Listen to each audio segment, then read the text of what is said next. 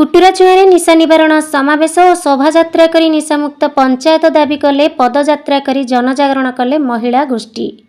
आज सकाळ 8टा समय कुटुराचुआ स्थित शास्त्रीजी युवक संघ परिसर में मिलित ओडिशा निशा निवारण अभियान अविभक्त संबलपुर जिला शाखा सभापति सुभाष चंद्र नायकों सभापतित्व आयोजित एक बड़ धरणर समावेश सरकार प्रतिश्रुति मुताबक कुटुराचुआ पंचायत को एक निशामुक्त पंचायत गठन पर दाबी करा जायथिला।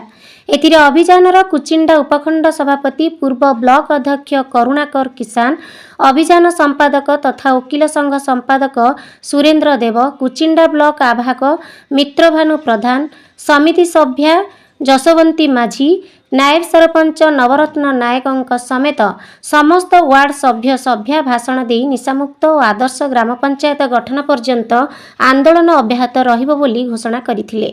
एहा परे एक विराट शोभायात्रा रे विभिन्न ग्राम और पड़ा मानकु जाई पदयात्रा और पथप्रांत सभा करी निशापान न करिबा और बेनियम निशा बिक्री न करिबाकू आह्वान देथिले।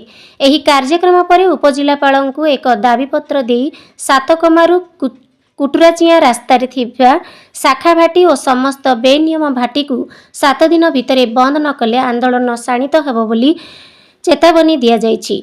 बामरारू Sushil Sharma report, Odisha city news.